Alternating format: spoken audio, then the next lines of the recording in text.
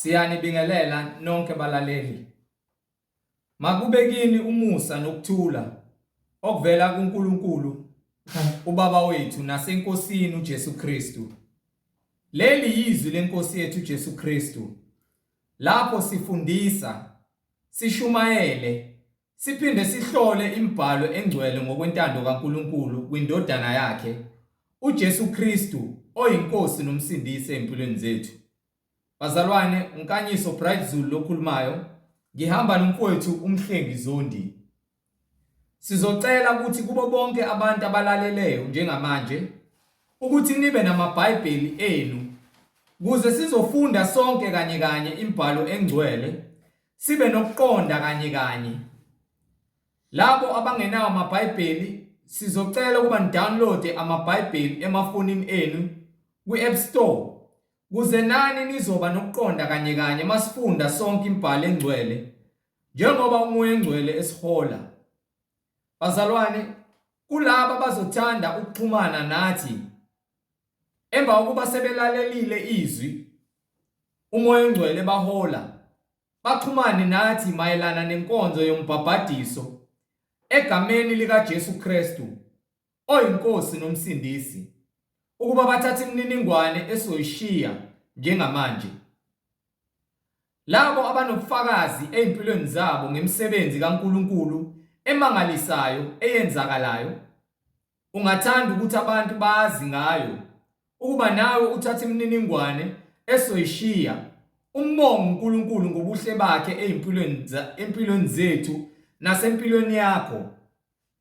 Uthathe imininingwane esoyishiya labo abanemibuzo mayelana neBhayibheli ungenakho ukuqonda ukuze uhambe ngokuthembeka, unemibuzo kodwa impendulo awunazo, ngakho uma ufunda iBhayibheli ulahlekelwa ukuqonda, ukuba uthathe imininingwane nawe esoyishiya njengamanje uNkulunkulu mayivumile ukuze ukuqonda kuzofika empilweni yakho egameni lenkosi yethu uJesu Kristu.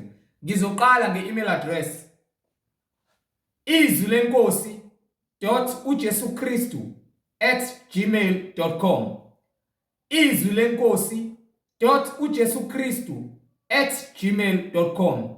Ngilandelise nge-cellphone number noma i-WhatsApp number 066 566 9245, 066 566 9245. Bazalwane, izintshumayelo ziyatholakala zonke ku-YouTube. Lapho ungakwazi ukuhlala khona phansi uthathe iBhayibheli lakho ulalele, uhlolisise imibhalo ukuthi lokho okushiwo la ngabe uyakubona yini encwadini engcwele. Ngabe kuyafana nalokho enfundisana khona kuyindawo la uNkulunkulu simdumisa khona. Ungakhohlwa ukuthumelela nezihlobo zakho nalabo bathandayo. Ungakhohlwa futhi ukusubscribe ukuze intshumayelo uzohlezi uyithola umoya engcwele mayivumile ethinta inhliziyo yakho. Ku-Instagram iyatholakala nehandle ukuze uzokwazi ukusenda ama-DM. Izwi lenkosi uJesu Kristu. Izwi lenkosi uJesu Kristu. Bazalwane, ake sivule ngomkhuleko simbonge uNkulunkulu ngeimpilo zethu nokuthi sisanakho ukuphila asiphe khona ngomusa wakhe. Baba wethu osezulwini, malingcweliswe igama lakho Nkosi yethu Jesu Kristu. Umbuso wakho mawufike Nkosi ezimpilweni zethu. Intando yakho mayenziwe ezimpilweni zethu sisemhlabeni njengasezulwini. Usiphe namhla isinkwa sethu semihla ngemihla. Usithethelele namacala ethu. Usiphe namandla Nkosi okunqoba konke ukudwanguza nokungaqondi kwenyama. Ngoba inyama Nkosi iphambene nentando yakho. Inyama iyalingeka, kepha Nkosi njengokhokho bethu ehlani umyalezo uMose owayibonakalisa ngenkazimulo yakho laduma izulu, bavuma ukuthi lokho okushoyo uNkulunkulu wethu bona bayakuvuma ukuthi bazokwenza. Bacela kuMose ukuthi Nkosi ungezi wena kodwa yisho uyalela imiyalelo yakho kuMose, bona bayavuma. Nathi Nkosi uJesu Kristu sithi intando yakho mayenziwe lokho okushoyo umoya ongcwele empilweni zethu masilizwe izwi lakho Nkosi, siyazehlisa siyazethoba ukuthi Nkosi khuluma uthinte umuntu lo ngaphakathi, umhlambulule ngezwi lakho elinamandla okuhlukanisa konke okungcolileyo. Intando yakho Nkosi ize yenziwe iphokopele empilweni zethu, ngokuba umbuso ngowakho namandla nobukhosi kuze kube phakade. Amen. Bazalwane, ngizoshiya umfowethu Mhlengi Zondi ozosihola njengamanje. Ambule kabanzi umoya ongcwele esihola ukuba silethe ukukhanya, izwi eliyiqiniso nendlela nokuphila elinguKristu Jesu, yena yedwa oyinkosi nomsindisi empilweni zethu. Bazalwane, yamukelani uMhlengi Zondi. Amen. Siyabingelela bazalwane. Amen. Egameni lenkosi uJesu Kristu oyinkosi nomsindisi, okunguye ongumsunguli webandla labangcwele, ongenaye umbonisi nomphelezeli, onke uzakhele yena ngamandla akhe ukuba ukhazimule igama lakhe nodumo ngolwakhe. Silokho sithule bona ubufakazi ukuthi uNkulunkulu munye, akanamphelezeli, akekho semva kwakhe nangaphambili, uyedwa wakhe izulu nomhlaba nakho konke okuphakathi ngamandla akhe, akadinga usizo lamuntu. Yilowo uNkulunkulu esimkhonzayo. Abanye bonkulunkulu bezizwe bangaphansi kwakhe bonke bazophela bashone esihogweni uma bengaphenduki beze kuJesu. Nabo bonke amabandla akhonza abantu nezinto ezidaliweyo azakubhubha, bonke bazoya esihogweni, nakho konke abayikho nabanakho, nabaholi babo nabaprofethi bamanga. Lapho ilesikhathi manje isiprofeto sigcwaliseka ngakho konke okubhaliwe phansi encwadini mayelana nezinto ekumele zithathe indawo ukuze kugcwaliseke izwi likaNkulunkulu. Mase konke kuyaphethwa uma sekufika isikhathi. So uma ungakozazi ukuthi ungakuphi, usahamba ungena ngenxa yokuthi udukiswa ngabantu imfundiso yeqiniso kwakufinyeleli kuyona, kuzomela uthathe isinqumo sokuthi umfune uNkulunkulu ngomoya nangeqiniso, ngokuba uNkulunkulu uthi ufuna abanjalo. Imibhalo ifakazela ukuthi amandla ngawakhe uNkulunkulu kusukela eqaleni kokudalwa komhlaba kuze kuzophuma manje. Amen. Amen. Njengoba siphila. Ngakho-ke kusukela manje kuyaphambili kubusa yena uNkulunkulu esihlalweni sakhe sobukhosi. uJesu Kristu uyinkosi yamakhosi, ayikho enye inkosi edlula yena. Uma ungakaze ulifunda iBhayibheli, ingakho ungazi ukuthi esontweni uyelani. Abantu bayaya esontweni bayela nje ukuyoneka izandla, bajuluke becula, bazitshela ukuthi sebezongena ezulwini ngokuba bebene-revival. Kodwa manje akho umphefumulo osindiswayo, abantu bangena esontweni benze bathi imvuselelo yokuthi baphinde bayohlala ezonweni zabo.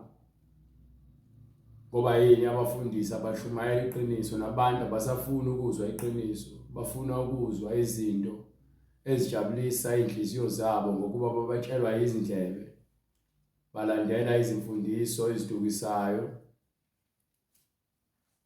Ngakho-ke sithi uNkulunkulu engathi angaba nomusa ngokuba uthembekile yena, noma thina singathembekile, kepha yena uthembekile ukuba usasinikile umusa ukuba uma sizibona ukuthi siyamdinga noma silutho ngaphandle kwakhe, kahle hle vele nje awuyilutho ngaphandle kwaNkulunkulu. Ngisho unganemali, ngisho unganemoto, unganabafazi abaningi, ube nezingane eziwu-100, ube nemizi, ube nengcebo yonke oyifisayo, kepha ngaphandle kwaNkulunkulu awuyilutho, namadlozi akho anilutho. uNkulunkulu owenza umhlaba wawugcwalisa ngabantu, washo njalo wathi zalanani nande nigcwalise umhlaba. Kepha ongiphi incwadi ngifuna nje ukuveza izincwadi engithe ezu3. Ngifuna uqale kwincwadi yeGenesis sahluko 6 siqale sibheke ukuthi kwenzakalani eqaleni ngaphambi kokuba uNkulunkulu awubhubhise umhlaba ngamanzi. Bese sibheke emva kwalokho umhlaba sobhujisiwe ngamanzi kwaba khona abanye abantu abaqala benzani ngokukhohlakala kugcwele inhliziyo yomuntu. Umuntu uyafa ukukhohlakala. Ongiphi Incwadi uGenesis isahluko sesithupha ivesi lokuqala. Kwathi abantu beqala ukwanda ebusweni bomhlaba bezala amadodakazi. Amadodana kaNkulunkulu abona amadodakazi abantu ukuthi mahle.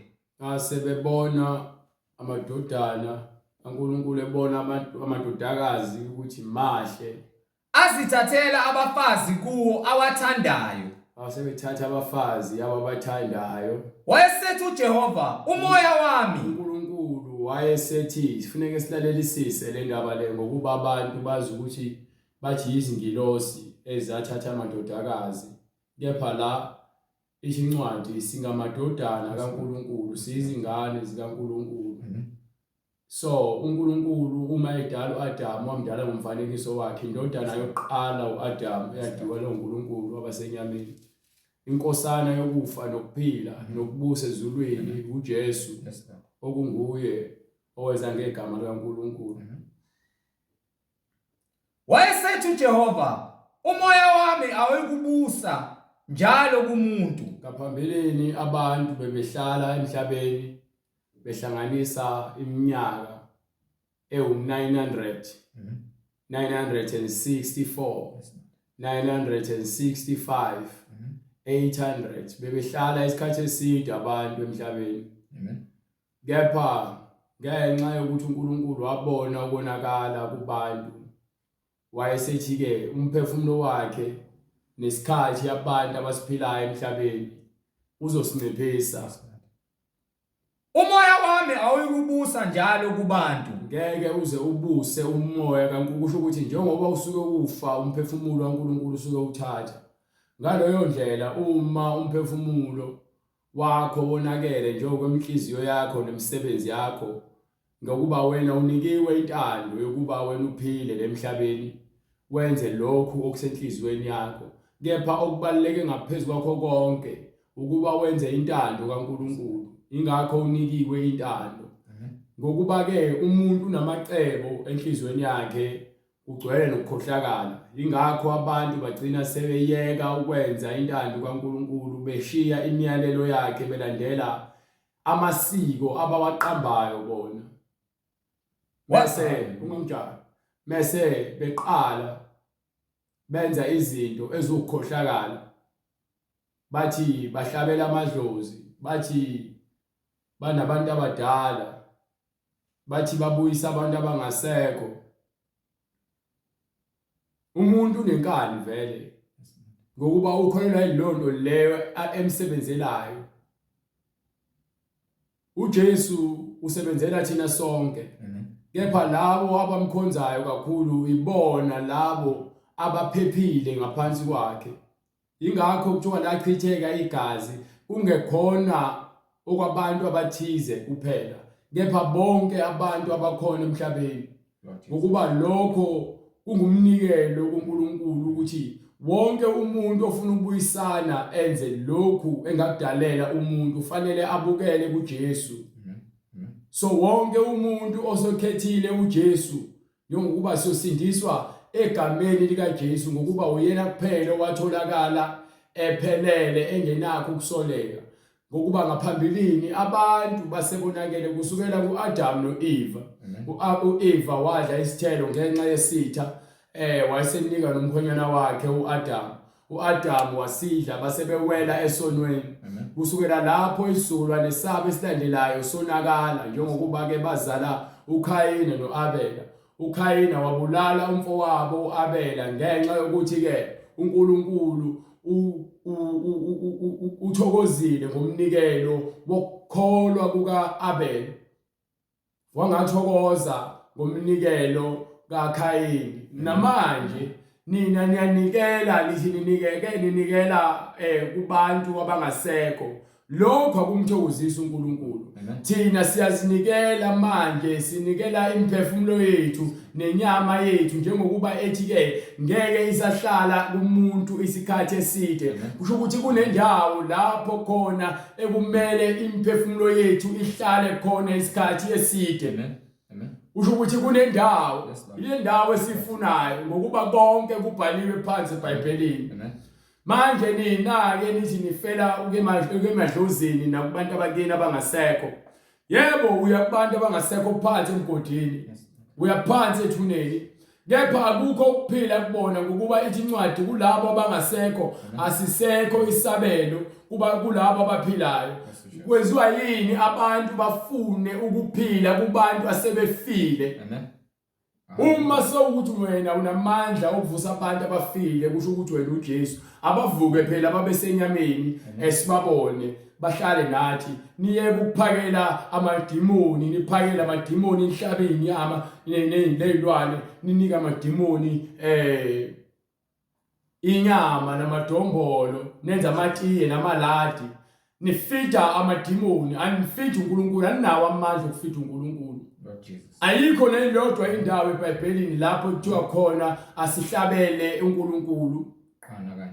Hallelujah. Ayikho neyo sekwaphela loso sikhathi ngaphansi sasingahlabeli futhi ukuthi uNkulunkulu siyamboyisa ukuthi azophila sasixolisa thina esonile kunendlela ekumele siyenze nokushwelezela izono zethu. Wena wona kumuntu ongasekho uyomhlabela ukuthi akaxolele uyeke ukuxolisa manje saphila udlala izangoma nezinyanga nabathakathi ngokuba yini nikholelwa izinto eziphathekayo. Ngakho ke ukuphila kwethu kulele ezandleni zikaJesu. Ngalesikhathi uNkulunkulu enciphisa isikhathi sokuphila abantu basebenzani. Wayesethi uJehova umoya wami awukubusa njalo kumuntu. Umoya wakhe ngeke usabusa njalo. Kuyacaca ukuthi umoya akubona wakho ungokaJehova. Umoya akubona wamadlozi ungokaJehova. Uma igama lithi Jehova igama likaNkulunkulu lelo. So uma uJehova esethi ke uthatha isinqumo akekho ongamphikisa. Wena ungahlala uqhubeke wenze lokho ofuna ukwenza uhlabele amadlozi. uNkulunkulu akahlangani namadlozi ukuthi ke ahlatshelwe. Ayikho neyodwa incwadi lapho khona umoya engcwele ejasihlabela abantu abangasekho. Uma ikhona uthi uyakholwa eBhayibhelini ushumayela ngeBhayibheli uma umfundisi ngingathanda ukuthi ungikhombise lapho khona uNkulunkulu ejasihlabele abantu abangasekho noma sibabize sifune kubona ukwazi kokuphila kwethu. Iyona kuphela into engathanda ukuyazi leyo mina. Angifuni izinto eziningi, ngifuna ukuthi wena ungivezele ngalo eBhayibheli ukuthi uNkulunkulu uyavuma ukuthi ke sifune emadlozini noma sihambe siyezangomeni siyofuna ngokuphila kwethu. Yilokho kuphela engifuna ukwazi. Uma kungekho eBhayibhelini wena uyashumayela ngeBhayibheli uthi abantu abaqhubeke bahlabela amadlozi. Nina abantu enihleli lapho phambi kwalo muntu enifundisa lokho okukhohlakala nizoya naye esihogweni. Nina nikhonza amadimoni. Ungaliphathi ngeze igama likaJehova uNkulunkulu wakho. Ngokuba uJehova akayikumyeka ophatha ngeze igama lakhe. Incwadi yeExodus isahluko 20 verse 7. Akukho ukudabula noma ukuzithethelela. Izwi likaNkulunkulu likhulumile liphelele. So lokho kubhaliwe ikhona lokwesikholwayo. Asifuni ukukumixa noma sikuxube lezinye izinto ezingenamsebenzi. Sidlalile sadlala abantu besikhohlisa besidukisa. Besenzisa yonke lemfishi labayenzayo manje basele kuyona. Nisele ubishini. Lord Jesus. Uma ungafuni ukuyeka lemkhuba leyo wena esihogweni. Angikhathali uma ngabe uyakholelwa noma ukholelwa kusihogweni kodwa wona uyaphakathi kusona. Uma ungashile imisebenzi yakho ekhohlakala. Ngiphi? Wala incwadi uGenesis isahluko 6 verse 3. Wayesethi uJehova umoya wami awukubusa njalo kumuntu njengokuba eyinyama nje. Izinsuku zakhe ziyakuba iminyaka 120. Insuku zakho zobumnandi jabula emhlabeni nosizi la khona zu120 phela uma udlulile nakhona ungaphendukile usaqhubeka usathi wena usahlabela amadlozi noma usafuna abantu abadala wena uyesihogweni nakho uguga kwakho kuleminyaka yakhe onayo uma ungakomkhetha uJesu ungakobuyela akekho phoqiwe ingakho sishumayela kanje sintshela iqiniso ngoba kufanele niyeke lento yeni yokuthi niyahlabela amadlozi uhlabela abantu asebefile ephile kungamfuni beningazwani yini sizonzwanisa manje esefile yini sizomenza akwazi ukuthi abuye eze kuwena azokuvikela abidlozi umhlabela inkukhu uhlule kumupha ushelele esaphila suzombuyisa ngeenkukhu uhlabela ilwane ezingenaqala udlala ngazo haleluya nawe nje lento le ayiyenzi sense kuwena awuzange uzungifune ngiphila yini ezokwenza ukuthi ungifune sengifile Jesu ukuba ngale ngiyothetha iqala lokuthi angikufuna ngalani ngisaphila isikhathi sokuxola nesokuxolela sile emhlabeni asikho esinye haleluya ngiphe ngalezo zinsuku kwakukhona iziqhwaga emhlabeni nangasemumva futhi lapho amadodana kaNkulunkulu engena kuwo amadodakazi abantu nayi futhi enye into eqhatha abantu noNkulunkulu udlame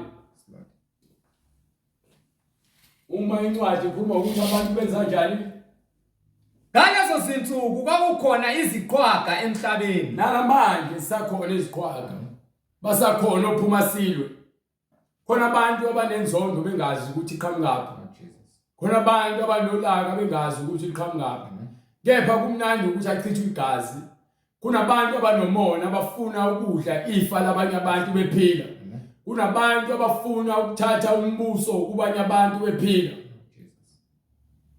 iziqhwaga isiqhwaga sisuke sigcwele umoya kaSathane ngokuba emehlweni aso silungile ukuba sona siphuce omunye umuntu ilungelo laso noma lokho akunikiwe ngamandla kaNkulunkulu ukuze aphile ngaso abone ukuthi akufanele ubona izwe lonakele ingenxa yomona nokuziphakamisa namacebo okuqhwaga njengokuba noKhayini wabulala umfowabo wayebulawa ukuqhwaga ngokuba wayekelwa ukuba uma engabheki isono siyangqongqoza okusho kona ukuthi ulaka nokuba isiqhwaga kuyicala phambi kaNkulunkulu kuyisono ukuba isiqhwaga angikhathali ukuthi ngabe uyinkabi noma ngabe uyinsizwa kangakanani noma ngabe uyisigebengu esinjani kepha egcineni ubuqhwaga bakho buzokufaka esihogweni lapho khona uyobe sofisa ukucela amandla ukuthi ubuyele emhlabeni uzocela uxolo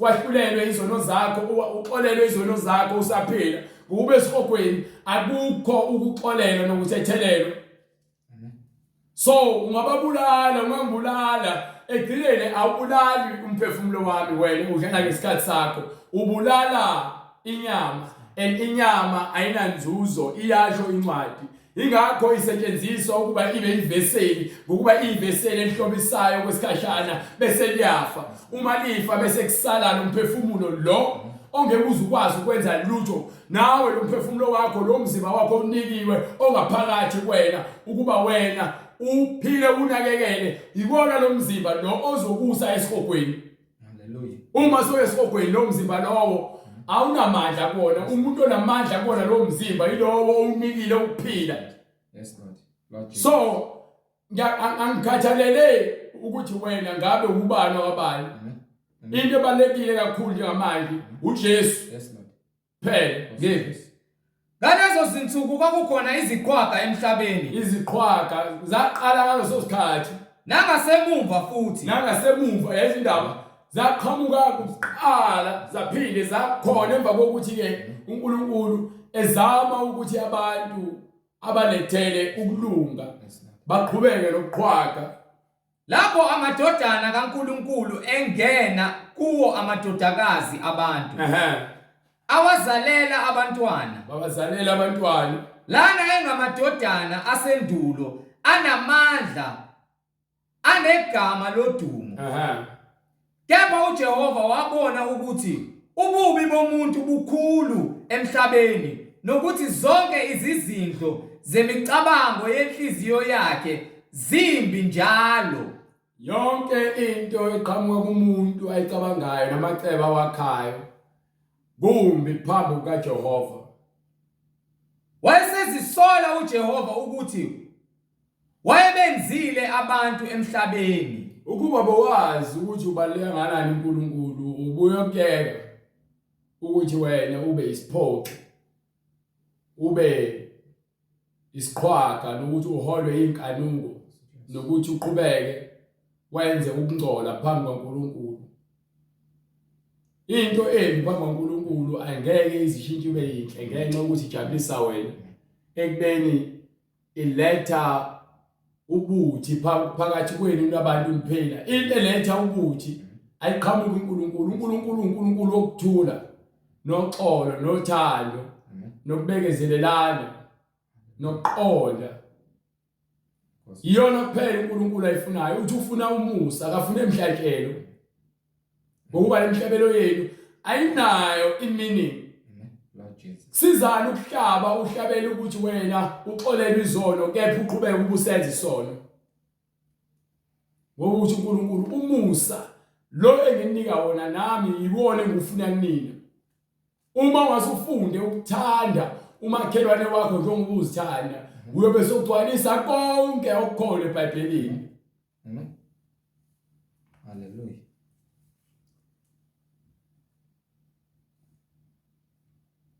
Wayesezisola uJehova ukuthi wayebenzile abantu emhlabeni wadabuka enhlizweni yakhe. uJehova wathi, abantu engibadalileyo ngizakubachitha ebusweni bomhlaba. Yebo. uNkulunkulu ebona ukuthi abantu bonakele into elandelayo ukuthi kufanele aqede. Ingakho ke wayesetshela uNowa ukuthi akakhe umkhumbi. Ngalesikhathi uNowa akha umkhumbi wayeshumayela ivangeli eminyaka e120. Akhona oyedwa waphenduka ngaphandle kwendlu kaNowa. uNkulunkulu wasebhubhisa umhlaba ngamanzi abantu base befuna ukuphenduka. Ngesikhathi sokugcina into engiyaziyo ukuthi abantu bayakusaba ukufa. Ingakho nama funeral cover noma insurance nama medical aid nikhokhela udokotela ningakoguli. Ngokuba ngiyakusaba ukufa. Ingakho ngithi nginankinga ngoba nginawo medical aid.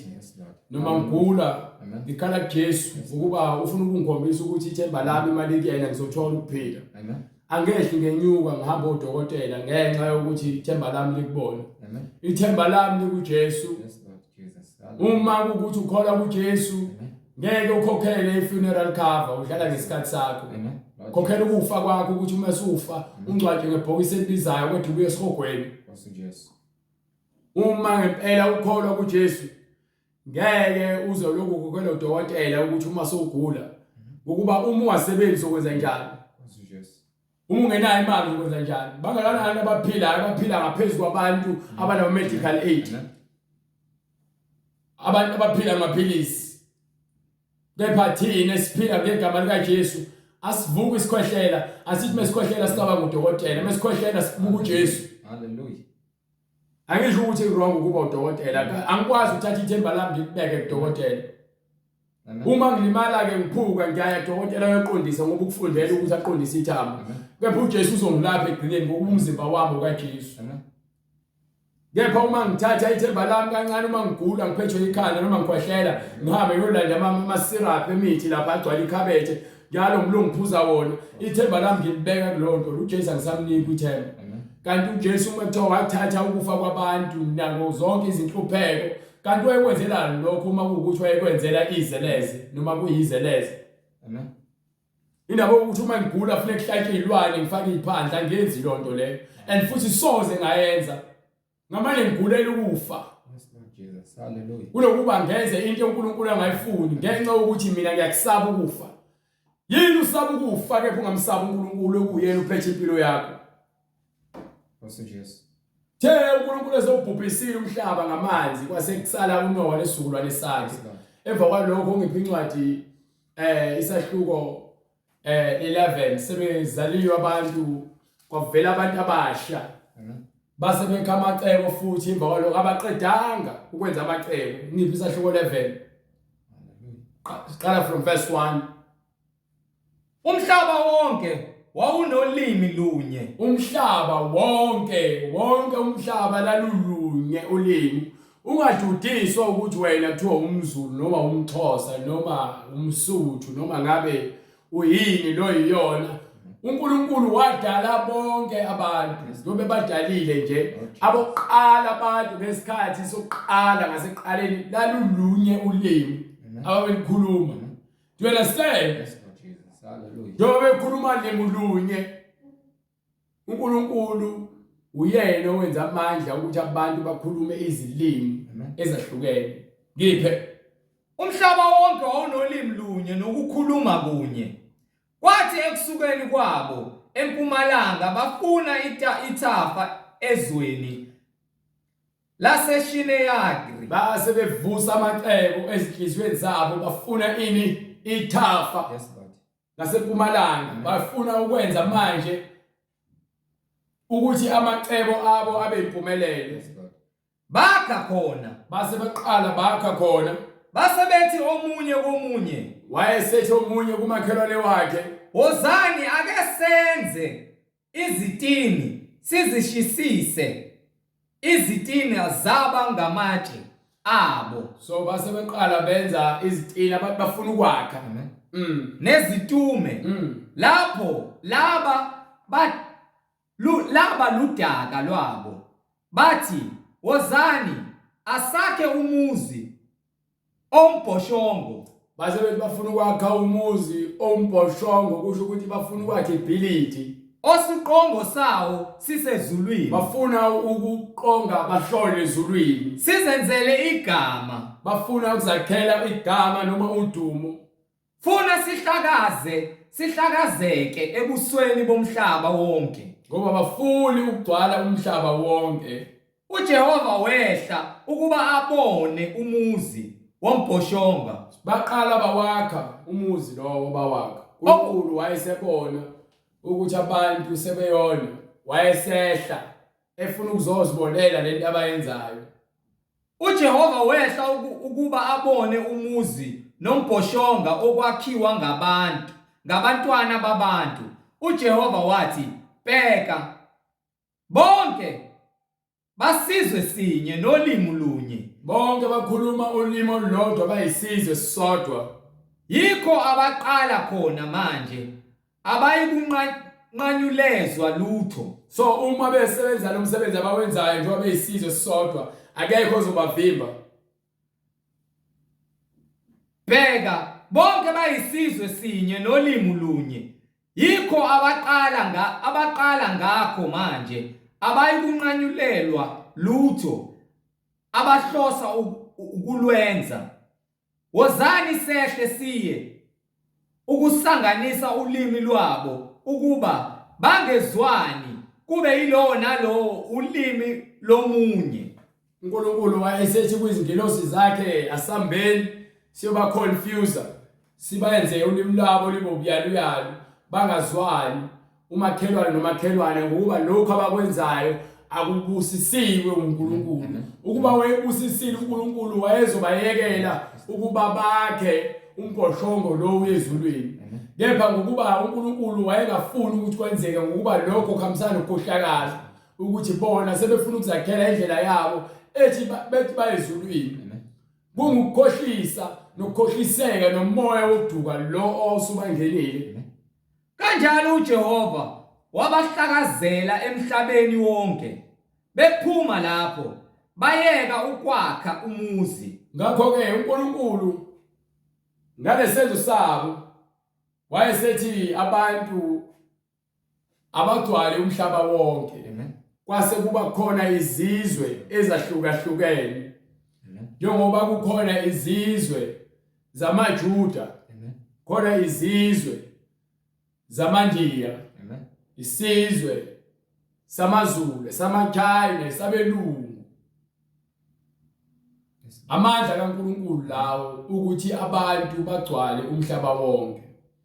Kepha phakathi kwakho konke lokho okwenzakalayo, uNkulunkulu wasefuna ukuzikhethela isizwe ekuyisona esizokwenza intando yakhe, njengokuba uNkulunkulu ethi intando yakhe mayenzeke emhlabeni njengasezulwini. Kepha abantu abadalile benza intando yabo ekuyiyona uNkulunkulu angayifuni ephambene necebo lakhe nentando yakhe. Ingakho uNkulunkulu ayesekhetha uAbraham. Wayesekhetha uAbraham wamthembisa ukuthi uyomandisela isizwe. Ngokukholwa kuAbraham wahlala ezwini likaNkulunkulu, wakholwa lingakubi khona eBhayibheli. Wahamba uAbraham wayezweni ayethenjisiwe, walibona uNkulunkulu wamtshela ukuthi leli kuyakuba izwe lesizukulwane sakho, wena uyoba lesizukulwane esiyoba ngakwezihlabathi zolwandle noma ngezinkanyezi zezulu. Lokho uNkulunkulu wayesemthembisa indodana, lo ndodana igama layo uIsaka. uIsaka owatholwa uSara esemdala. Khona indodana yesithembiso, khona indodana yenyama. uIshmayeli wazalwa uHagari, okuyena owabazalwa ngokuthi uSara wayefuna ekulangazelele ukuba nendodana. Wayesethi akuthathwe isisebenzi sakwakhe angene kusona uAbraham ukuze bathole ingane. Wayesekwenza lokho uAbraham, kepha uNkulunkulu wathi cha, lo angeke aze abe indlalifa. Kwase kufika isikhathi lapho izingilosi zivakashela khona uAbraham eseno 100 years, lapho uSara wayeno 90 years. Wafika izingilosi zamtshela uAbraham ukuthi ngalesikhathi ngokuzayo sobe sesibuya, ngokuba uSara uzothola indodana njengesithembiso. Thina abantu abangcwele siyisizukulwane sikaNkulunkulu sesithembiso, hayi senyama. Uma uphila ngokamoya ingokuba uNkulunkulu ulikhulumile izwi lakhe wakholelwa kulona, wena uyisizukulwane sokukholwa izwi likaNkulunkulu. Uma sikholelwa kuNkulunkulu sikholelwa ukuthi ke njengokuba wayethembisile kuAbraham kwenzeka, wathembisa kuIsaka kwenzeka, wathembisa kuJakobe kwenzeka, wathembisa kumadodana akhe, wathembisa kuJuda, wathembisa kuDavide, wathembisa nakubo bonke abaprofeti, kwaze kwafika indodana yakhe enyameni uJesu. Lo Jesu wasitshela ukuthi sonke siyakusindiswa egameni lakhe ngokuba uyindodana yesithembiso ekuyiyona efika izosikhulula ezonweni zethu. Ngakho ke thina sisizukulwane esikhethiweyo, sisizukulwane sabafundisi, sisizukulwane esingcwele sabantu abakholwa yizwi. Umuntu okholwa yizwi akakholwa enye into eseceleni noma into engaqhamuka engafika imphazamise. Hallelujah. Incwadi uExodus isahluko 19 verse 3. uMose wakhuphukela kuNkulunkulu uJehova esentabeni, wamemeza kuye wathi, yisho kuyo yonke indlu kaJakobe, ubatshele abantwana bakaIsrayeli uthi, nibonile lokhu engikwenzile kwabaseGibhithe, nokuthi nganithwala ngamaphiko okhozi, nganisondeza kimi. Kalokhu uma nilalela nokulalela izwi lami, nigcine isivumelwano sami, niyakuba yigugu kimi kunazo zonke izizwe, ngokuba umhlaba wonke ungowami. Nibe ngumbuso wabapristi kimi, nesizwe esingcwele. Yilawo amazwi ozowakhuluma kubantwana bakwaIsrayeli. Uma uyisizwe esithembisiwe, umele uphile ngokusithembiso. uMoses wakholwa engazange azabone. uNkulunkulu ekhulumile ngezwi lakhe wathi uyakubhexa igazi lapho khona bese kudlula ingilosi yokufa. Wakwenza lokho uMose ngokukholwa nangempela isizwe saseGibhithe, izindlalifa zakhona kusukela kwizisebenzi izigqila kuze kuyophuma kwizindlalifa zakhona zababusi zafa ngokukholwa. Ngokukholwa nje kuphela. Ngakho ke uNkulunkulu ugcwalisile umhlaba. Ekugcwaliseni kwakhe umhlaba uNkulunkulu ongiphe incwadi yezenzo sahluko 17 from verse 15. Ekugcwaliseni kwakhe umhlaba uNkulunkulu uyena owenza ukuthi abantu bakhulume zonke lezi zilimi abazikhulumayo. Njengokuba nencwadi yaseKolose ithi zonke izilimi ziyakuvuma, zonke izizwe ziyakuvuma. Nencwadi yamaHubo isho the same thing. Khuluma the same thing. So ngifuna ukugcwalisa kakhulu ukuthi noma ngabe usibiza ngasiphi isizwe noma ngabe usibiza ngaluphi uhlobo lomuntu, uJesu uyinkosi nomsindisi kulabo abamukela isithembiso abakholelwa egameni lakhe. Ngiphe Incwadi izenzo isahluko 17 verse 16. Kwathi uPawulu esabalinda eAthene, umoya wakhe waqanuka phakathi kwakhe ebona umuzi ogcwele izithombe.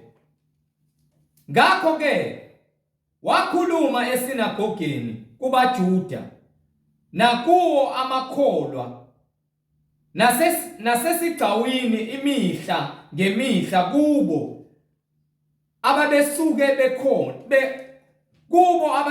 bekhona, kepha abathile kubo izazi zama-Epikhuru nezamaStoyiku baphikisana naye. Abanye bathi leli phoshophosho lithini na? Abanye bathi kungani ungomemezela onkulunkulu abangaziwayo? Ngokuba wayeshumayela ivangeli ngoJesu nangokuvuka kwabafileyo. So njengoba sikhuluma le ndaba, uJesu lo esimshumayelayo kwabanye kuyihlaya ukuba banaqona. Kepha imibhalo iyafakazelana ukuthi lokho esikhulumayo uhambisana nalokho okwenzakalayo emhlabeni njengamanje, ongeke kuphikiswe ngaphandle kwamuntu ongenakho ukuqonda nongamazi umoya engcwele. Ibona kuphela abantu abalwa nevangeli nabaphikisa imibhalo ngokuba uqonda kukho. Abantu bakhonza izinto abangaziqondi ngokuba bathathe imfundiso. Ngaleso sikhathi uNkulunkulu ebahlakaza abantu emhlabeni, ubahlakazela ukuba bagcwalise umhlaba. Uyasazi isikhathi esibekiwe ngentando yakhe nalokho akufunayo. uNkulunkulu unayo into efunayo. Leyo wena ngokuziqonde ngokuba uthi yena ngiyakuba nomusa kulowo ngiyakuba nomusa kuye. So ngiyazi vele abaningi bangamaphika nkani bayathanda ukuphikelela ekutheni bona hayi singamaZulu thina. IBhayibheli lamaJuda uma ethi uNkulunkulu wadala bonke abantu ethi umhlaba ungowakhe, uyini wena? Uba wena ukuba wena ufana nesithunzi, ubambelele into ongayazi, ubambelele entweni ewubala eyizeleze. Ubambelela kwakho kumadlozi nokuthi wena uyathwala uzoba isangoma, ujabulisa wena ukuthi uzoba nemali bese uthomela abantu ukuthi amadlozi akhe akunike imali. Iyona into ekwenza le ijidise uzitshela ukuthi wena ke uNkulunkulu nawe noma amadlozi akini ingathi uNkulunkulu, ngoba uNkulunkulu abantu abanamadlozi abakhonza amadlozi nabahlabela amadimoni nabathwalayo nabathi banabantu abadala, bonke labo bantu uNkulunkulu abamazi uJesu. Futhi imfihlakalo ngeke bayazi ukuba yini uSathane ubavalile amehlo, akafuni bafinyelele eqinisweni. Yes Lord Jesus. Ingakho beduka, beqhubeka bekhohliseka. Ingakho beqhubeka bebambelela entweni eyizeleze. Lalela ukuphila abanye abahlanganisa ngisho 50 years. Uthi bese ethwalile amadimoni bese yamphendukela. Bese funele ukuchitha igazi, angithi funeka ukuwafita lamadimoni akho. Thatha izilwane zikaNkulunkulu uyazichitha igazi. Lelo gazi likulindile ngalo. Hallelujah. Baningi abazobe bedliwa izikompiyoni. bedliwa amahashi angaqondakali kunamahashi amadimoni anesimo sokuba nezinwele zabantu besifazane namazinya angaqondakali kanye nohlobo lwezinyoka nalo lonke uhlobo lofezela oluzobe ludla abantu esihogweni lapho khona bezobefuna uxolo kungasekho ukubiza amadlozi bashisa impepho ukuba ngegugu bazitshela ukuthi ke baye emadlozini baye kwabantu abadala lalela wena wesihogweni uyosha Lord Jesus. Uyosha awudalanga lutho umuntu wakile ofile ukuba wedala izwi nomhlaba ngaba kafanga. Yes Lord. Amen. Ngabe uyaphila ukuba uNkulunkulu bakhe bayaphila ngabe usaphila namhlanje ngenxa yokusaba ukufa ingakho nihambe izinyanga neqinisa. Amen. Nisaba ukufa lento esingayisaba ngithi saba ukufa. Lord Jesus. Angandaba lokufa. Amen. Ukufa kuzongifika ingubo esoyimbatha sonke kepha ngambathi ingubo ukufa ngingibhathele emanyaleni ngikhohliswa inyama. Amen. Hawu usizwe esonayo bantu abasindwe ngububi nzalo yababi Inzalo yezinyoka banzalo ezikhohlakali bantwana abonakeleyo ukuba kini uthi wakhula kuhlanza na uzohlaba wazi ukuthi wenzani ziningi ungangeni emlomeni ziningi izinto enzenzayo engazazi ukuthi nizenzelani. Lord Jesus. Ngokuba nikhulekini nenza kungobusa kaNkulunkulu ukuthi uzolele ivangeli. Lord Jesus. Kungobusa kaNkulunkulu ukuthi uphenduke kulento ayike yizeleze. Yes Lord. Amen. Kungobusa kaNkulunkulu ukuthi inhliziyo yakhe ithinteke ubone ukuthi lento yenzayo ayikho. Uma ungenamali uhlupheke ungenamsebenzi uzothatha phi imali yokuhlabela zonke lezi zinto lezi. Jesus. Suze semeli yonke nakhona walisa isigwebo sakho. Lord Jesus. Nithanda ukwenza izinto ngokuba nibona abantu benza. iBhayibheli likhona ukuphila uyathanda uthande gcineni uJesu uzoma phambi kwakhe. Bonke zonke izizwe lezilimi zizovuma ukuthi uJesu inkosi. Hallelujah. Amen. Amen. Ezindaba. Amen. Incwadi uIsaya isahluko sokuqala verse 4. Yes sir. Hawu sizwe esonayo. Sizwe esonayo isizwe labona abantwana bakaIsrael uNkulunkulu wabakhetha wabenzela zonke izibonakaliso efuna ukubakhombisa ukuthi uNkulunkulu ophilayo othembakele. Kepha bazange bafuna ukuthembeka. Abaprofeti bayakhala ngesizwe esikhethiweyo. Abantu bayemasontweni amaBhayibheli baphethe amaBhayibheli bayakholwa. Kepha ngapha bambohlabela amadlozi. Kepha ngapha bahamba izangoma. Ngapha bayafeba bayaphuza badaka utshwala. Bagcwele konke ukonakala baphenduka izitabane. Bayaphinga. Baqamba amanga bayantshontsha bayabulalana. Akusona isizwe sikaNkulunkulu leso. uNkulunkulu akasidalelanga yonke lento leyo. Akayifuni futhi uNkulunkulu yonke lento leyo. Bantu abasindwe ngububi. Nisindwa ngububi. Bona abantu abazibiza ngamaKristu benza zonke izinto eziphambene. Igama likaNkulunkulu liyahlanjanazwa ngenxa yabantu abangafuni ukwenza intando kaNkulunkulu. Kepha bazibiza ngegama likaNkulunkulu. Lord Jesus. Nzalo yababi. Bantwana abonakeleyo. Bamshiyile uJehova. Nishiya idwala. Akhala uIsaya kuphela. uMoses ukhala engakofu uMoses. Ncwadi yaDuteronomy isahluko 32 verse 16. uMoses uyakhala asho the same thing. Uthi iyona ngoma le engimqambela yona eniyobe senibuyela kuyona libheka ukuthi yebo uMoses weqinisile buka zonke izinto azisho ziyahlakalela. Emva kwepulpit kuma abantu besifazane abantu bagcotshiwe.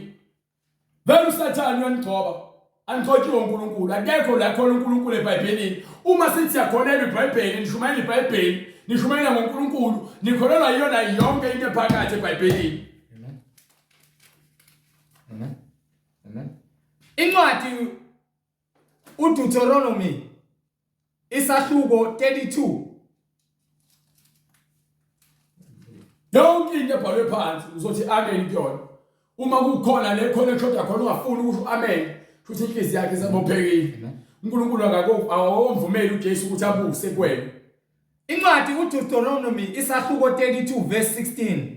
bamvusela umhawu bavusela uNkulunkulu umhawu ngawonkulunkulu babezizwe ngoNkulunkulu bezizwe bamthukuthelisa ngezinengiso abantu abasindisiwe labo abaphaka amarosari bathi uMary bathandaza kuMary bafaka amarosari bathi uMary bathandaza kuyena babiza yena bathi abathandazi kuyena bathandaza uNkulunkulu nakhona ukhohliseka inkohliso le bahlabela amadimoni angesibo onkulunkulu emva kwalokho bashisa impepho bashisa amakhandlela bahlaba izilwane bahlaba inkukhu benza amaladi bafuna usizo ezintweni abangazazi kumadimoni onkulunkulu ababengabazi onkulunkulu abasha onkulunkulu enzakhela bona abezithombe laba emakhonzayo edongeni esiphambanweni nakho isiphambano bese nekhe umuntu kusona nithandazeni uJesu uJesu kukuphi la khona njalo umthandaza esiphambanweni akasho ukuthatha isiphambano sakho ungilandele akasho ukuthandaza kumina ngisesiphambanweni thatha isiphambano sakho ungilandele wathola isiphambano waya emnqamlezweni wayonqanyulezwa wafela esiphambanweni wathatha esiphambanweni wasongwa ngengubo wafakwa ethuneni wavuka ngosuku lesithathu bambona ofakazi wagcwalisa abafundi bakhe bavula uqola ngosuku lika40 wayesekhushulele ezulwini bebuka wayithandaza ezithombeni wayithandaza kumarosari wayibiza uMary kukuphi le eBhayibhelini lekuthiwa khona simbize uMary uma sithandaza uJesu wathi kuPetru uzawakha ibandla lakhe uma esewakha ibandla lakhe akasho ukuthi Petru uma uthandaza kuMary uPetru azangaqambe ibandla lamaKatolika awukho nokuthi umbhalo sikhomba kumaKatolika alikho igama elithi Catholic eBhayibhelini uNkulunkulu engeke athi uyisizwe saka-Israyeli athi abantwana bakhe ubiza uIsrael ngokuba abantu abakholwayo kuyena abenza izwi lakhe hayi abantu abayesontweni ngokuthi ke brainwashiwe nakwashwa ingqondo zenu nenziwa ukuthi nikholwe ngendlela efunwa umuntu akekho umuntu onelungelo lokubiza uMary umithandazo akekho noyedwa ungazenzeli izithombe ezibaziweyo namfanekiso okusezulwini awunakuzenzela izithombe ezibaziweyo kusho iBhayibheli so lelo sala lemqala lokho lisho ukuthini incwadi yeExodus isahluko 20 verse 4 ungazenzeli izithombe ezibaziweyo namfanekiso okusezulwini ngaphezulu alikho rosale lethu ukukholwa nelibuyisa ukukholwa la kwena ungasikhohlisi nokusemhlabeni phansi nokusemanzini phansi komhlaba akhona kodwa okudaliweyo kumele wena ukhonze ingakho ke kuthiwa sebelethe intukuthelo bamekhela umoya amen bahlabela amadimoni oNkulunkulu abangabazi oNkulunkulu abasha ngisho bababeni bengabazi incwadi yeExodus isahluko 32 verse 17 bahlabela amadimoni angesibo oNkulunkulu ababengabazi oNkulunkulu abasha abasanda ukuqhamuka ababengasatshwa ngoyihlo idwala elakuzalayo awusalinakekeli idwala elakuzalayo lokho okwakhile lokho okunikile umoya oyingcwele awusamazi sowuphumile ke walahleka sowufuna uNkulunkulu ongabazi ngenxa yokuthi ke ubona ukuthi wena uyahlupheka ngoba unayo imali ngenxa yokuthi ubona ukuthi ke abanye abantu bayaphumelela wena uphumelela ukuthi lo Jesu wakho akasebenzi ngokuba wena unamali ukuthi ubona ukuthi impumelelo imali uncoma ukulahlekelwa ukuphila kwakho okuphakade ngenxa yenkanuko nokufuna imali wena ngale ncwadi ezenzo usibona ukuthi njengoba behleka umpostoli Paul bathini bakhuluma izinto abangazazi bekhuluma ukwangana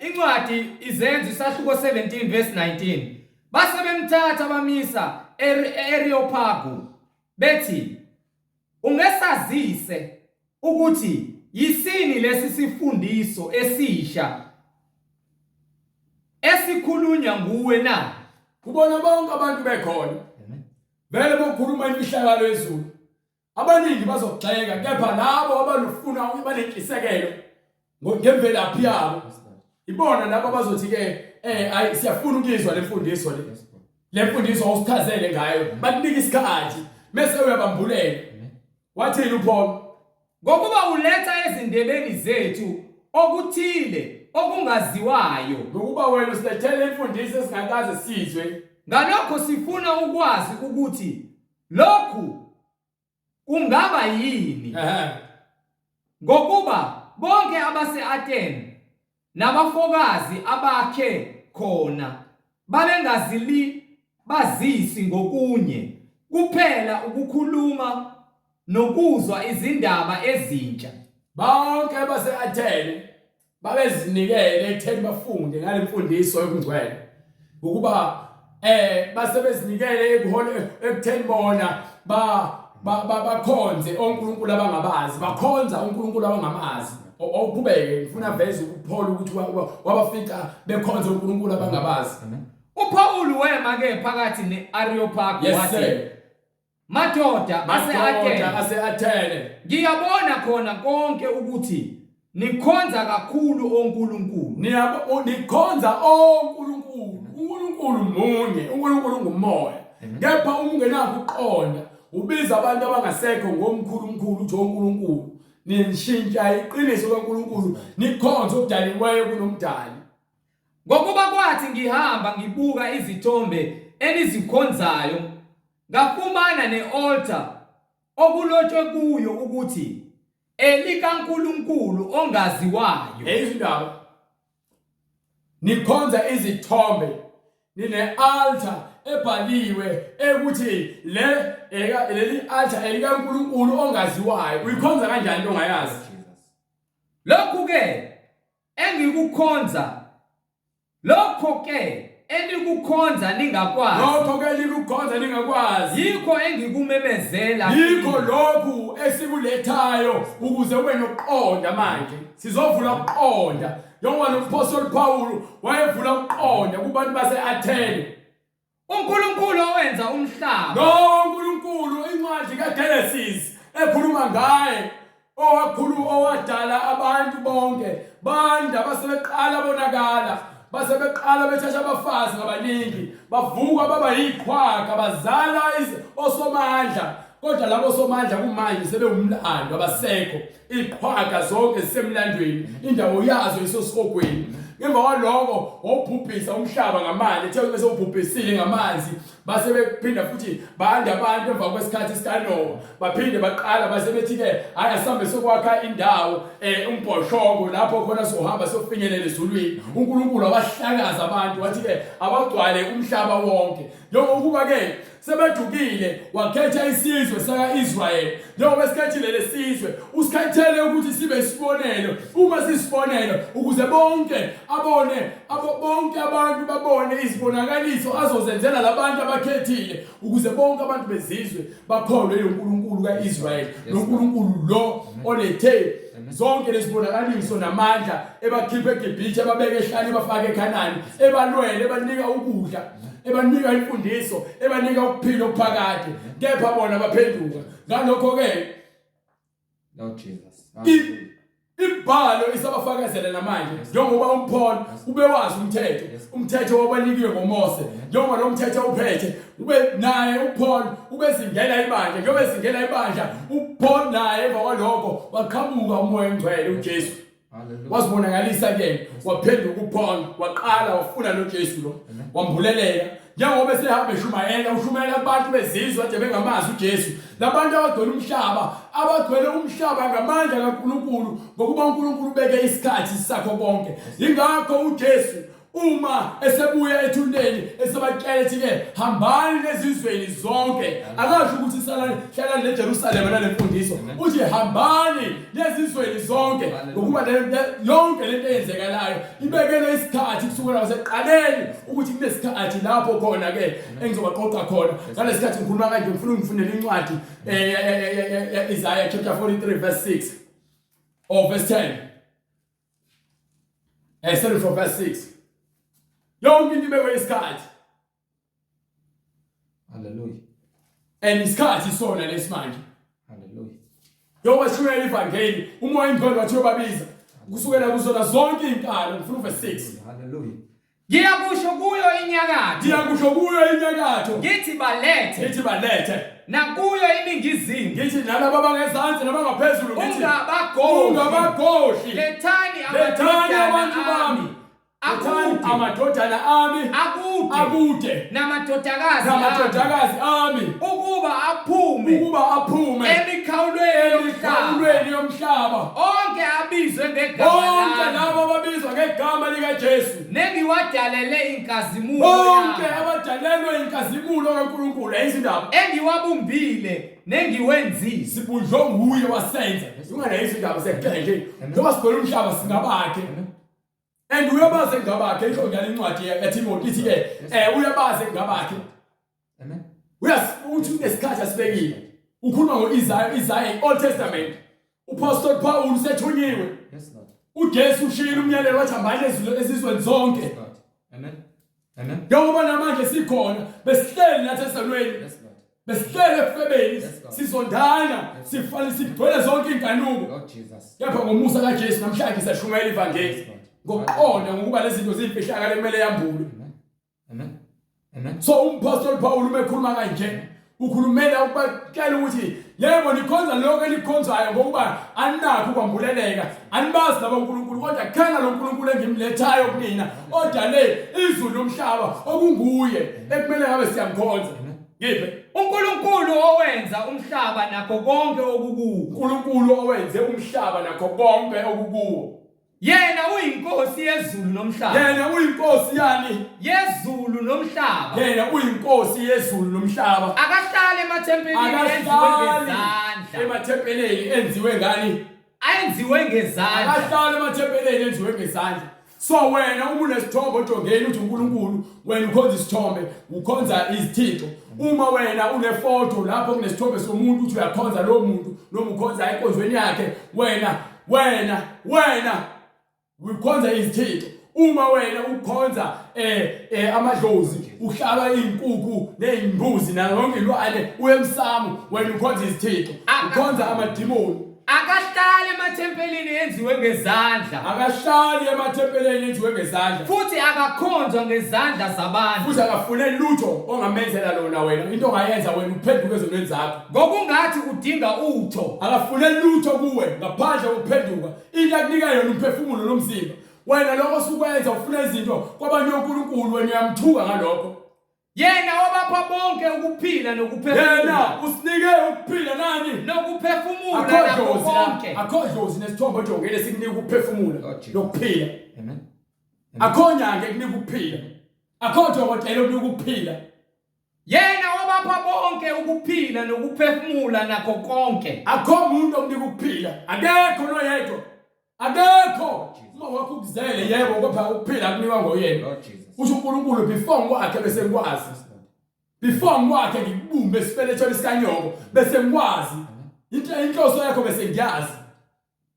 Wazenza izizwe zonke ngagazi linye. Wazenza zonke izizwe ngagazi linye. Ukuba zakhe ebusweni ukuze zigcwale. Ayifuna uNkulunkulu ukuthi bona bafuna kwakho umbhoshongo bayiphezulu. Yena ufuna abantu bagcwala umhlaba. Bona futhi bamthuka kule nhloso yakhe anayo. Babona ukuthi lokho okufuna uNkulunkulu akulungile, lokho abafunayo ikona okulungile. Ngiphe wazenza izizwe zonke ngagazi linye. Wazenza izizwe zonke ngagazi linye. Ukuba zakhe ebusweni bonke bomhlaba. Zakhe ebusweni bonke bomhlaba. Wamisa izikhathi wamisa izikhathi ezinqunyiweyo. Ngicela yona ukuthi konke kungamandla akhe ubeke isikhathi. Uyazi ukuthi umhlaba usezophetha. Ingakho le gospel kufanele ishunyayele umhlaba wonke. Nemikhawulo yokuhlala kwazo. Wabeka nemikhawulo nezikhathi kwakho konke ukuthi khona isikhathi esizayo lapho ukuze sifune uNkulunkulu. Ukuze zimfune uNkulunkulu ufanele ukufunwa. uNkulunkulu ukhona. Amen. Isincwadi yamaroma isahluko 10 verse 8 to verse 10. Sifuna ukuvezela ukuthi uNkulunkulu akakude. Before uqedele ngoba le ncwadi izokutshela engikutshela yona futhi incwadi yamaroma 10:50 from 8 to 10. Bese Paulo kuyabuya oqedela ngale incwadi yezenzo. Amen. Kepha kithina izwi liseduze nawe uNkulunkulu akakude izwi liseduze nawe emlonyeni wakho nasenhlizweni yakho nakwinhliziyo yakho okungukuthi izwi lokukholwa esilishumayelayo kushunyayela uJesu. ngokuba uma uvuma ngomlomo wakho ukuthi uJesu uyinkosi ukholwa enhlizweni yakho ukuthi uNkulunkulu wamvusa kwabafileyo uyakusindiswa uyobe sowusindiswa. Ngeke usindiswe amadlozi, ngeke usindiswe izithombe ezidala ujonga, ngeke usindiswe irosana, ngeke usindiswe inyanga, ngeke usindiswe izangoma, ngeke usindiswe ngokuthwala, ngeke usindiswe udokotela. Sindiswa uJesu. ngokuba umuntu ukholwa ngani? Umuntu ukholwa ngenhliziyo. Awukholwa ngempepho. No. Inhliziyo yakhe kuletha uJesu. Amen. Funeka uzwe ngaphakathi ukuthi wena ufuna uJesu. Uyazisola ngakho konke ububi obenzayo. Amen. Ezindaba. Ngokuthanda ngale ndawo wena uma ukholwa kuJesu. Kepha uma ukholwa kuzona zonke izinto eziphathekayo, uSathane babo wakho. ngokuba umuntu ukholwa ngenhliziyo kube ngukulunga. Ukholwa ngenhliziyo kube ngukulunga. Buyela incwadi yezenzo nakhona sibagcwalisele ngokuba lento kufanele igcwale. Hamba incwadi yezenzo. Hallelujah. Incwadi yezenzo isahluko 17 verse 24. uNkulunkulu owenza umhlaba nakho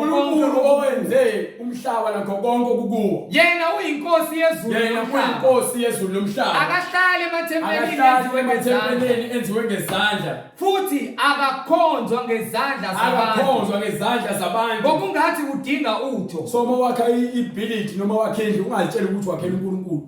Wakha indawo lapho khona abantu abangcwele kumele bahlangane khona. So ngalokho uma selenza into ephambene nentando kaNkulunkulu akuseyona indlu kaNkulunkulu leyo noma indawo lapho khona uNkulunkulu igama lakhe likhona. Nina senihlangene ngokukhohlakala. Yes Lord Jesus. Hallelujah. Futhi akakhonzwa ngezandla zabantu. Ngokungathi udinga utho. Engathi khona ayidingayo ukuthini. Yena obapha bonke ukuphila. Nokuphefumula nakho konke. Wazenza izizwe zonke ngagazi linye. Ukuba zakhe ebusweni bonke bomhlaba. Ukuze sakhe kulo mhlaba esigcwele kuwona. Wamisa izikhathi ezinqunyiweyo. Ubeke izikhathi ezinqunyiweyo. Nemikhawulo yokuhlala kwazo. Hlala kwethu njengoba sihlele emhlabeni ukuze sifune uNkulunkulu. Nanke kumele siyenze kuphela. Kumele sifune uNkulunkulu. Indaba yokuthandaza koBuddha nokuMary nokuMaria naseyithombeni nasemadlozini akuyona uNkulunkulu akafunwa kanjalo uNkulunkulu. Indaba yokuthandaza esithombeni uthi ukuthandaza kuJesu akuyena uNkulunkulu akafunwa kanjalo uNkulunkulu. Ukuze sifune uNkulunkulu ingabe singamuzwa yini? Ingabe singamuzwa zimfumane ingani? Ukuze zimfune uNkulunkulu ingabe zingamuzwa zimfumane ingani kakude lowo akakude izwi lisemlomeni wakho. Uma uvuma ngomlomo wakho ukholwa ngenhliziyo uyakumthola uJesu bese uyabhabhathisa uphenduke ezonweni zakhe egameni likaJesu Kristu kube ukusindiswa. Lord Jesus. Ingani zonke izono zakho. Hallelujah. Ingani kakude kulowo nalowo kithi. Akakude kulowo nalowo kithi.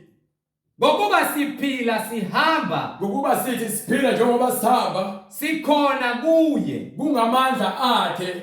Njengalokho izimbongi ezithile zakithi. Njengokuba nakhona izimbongi zakini. Zishilo zathi. Zithini? Ngokuba futhi siyinzalo yakhe. So kuyo yonke into oyenzayo angikhathali ukuthi ngabe uqhamuka ubani nani. Udumeka kangakanani. Uma ungenayo uJesu ungamlaleli ungayenzi intando yakhe wena uzophelela ezweni uzofa. Emva kwalokho uye esihogweni ufike esihogweni ushe lapho sokuzisola khona. Ukube esihogweni lapho khona abantu beblamana begxekana ukuthi ngilana ngenxa yakho.